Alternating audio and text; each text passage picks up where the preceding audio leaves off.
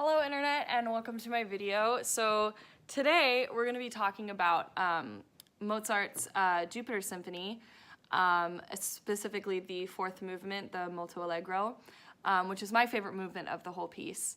So this piece was written in 1788, which is kind of like the highlight of Mozart's career, and a lot of people consider this like a staple of this period of music.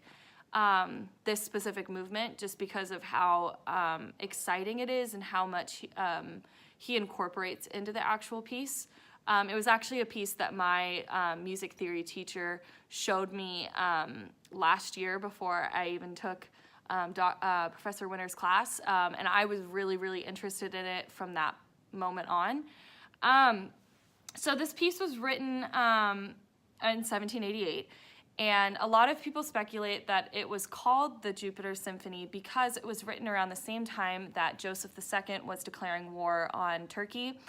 And it has a lot of like militaristic sounds to it with like the trumpets and the drums, and it's very heroic. It's in the key of C major, which in my opinion sounds super heroic and triumphant. Especially this last piece, it just has a lot of like excitement and heroism in it.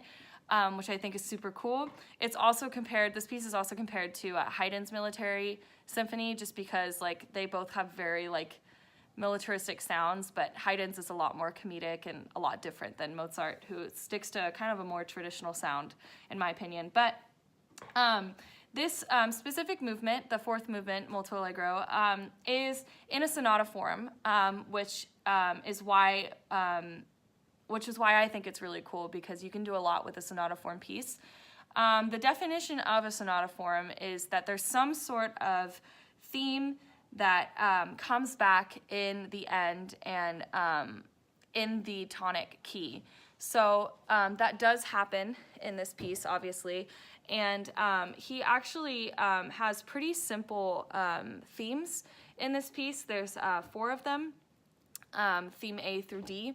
And he combines them and recombines them in pretty complex ways, even though they're pretty simple themes. And even in the end, in the coda, he actually does a quadruple invertible counterpoint, which is why theory teachers go crazy over it.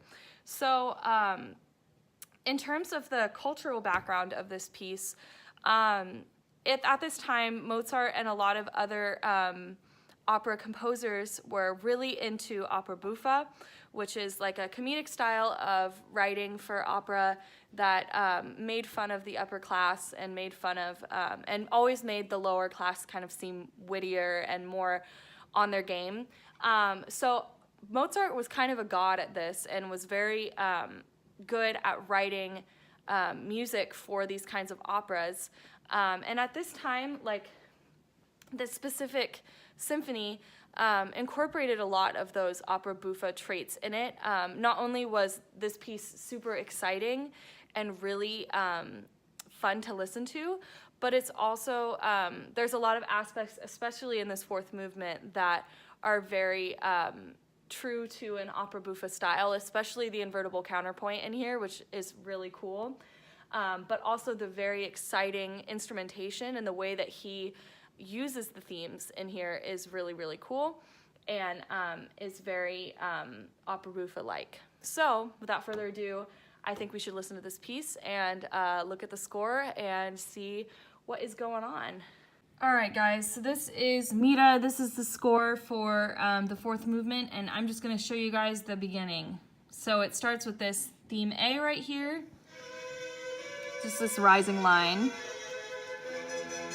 and then this descending, and then it comes in.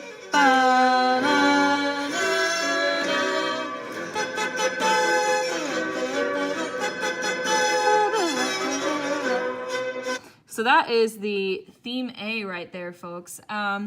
This is a pretty exciting start to a piece, not gonna lie, and it's not super duper fast and super duper crazy in the beginning, which I actually kind of like. It starts very soft, and then just has this theme A just played in the first violins, and then everyone comes in with it. Just to show you guys another little opera buffa thing. Here is a buffa half cadence that I will show you very quickly, and it sounds like this. So there's another little opera buffa thing that's in there that adds to the excitement and the comedic part of this piece. We're gonna go to the coda because I wanna show you guys the quintuple invertible counterpoint. And I'm just gonna show you it all at once because I think it's really cool. Here is 4 themes being inverted at the same time, which is pretty cool. Especially for a sonata form piece, to do this at the end is pretty cool and pretty unique to Mozart. Also, just another little image here. This is the original score for Jupiter. You can see his little writing in there. And yeah, that about sums up my video. Thank you guys for watching, and I hope you guys know a lot more about Mozart.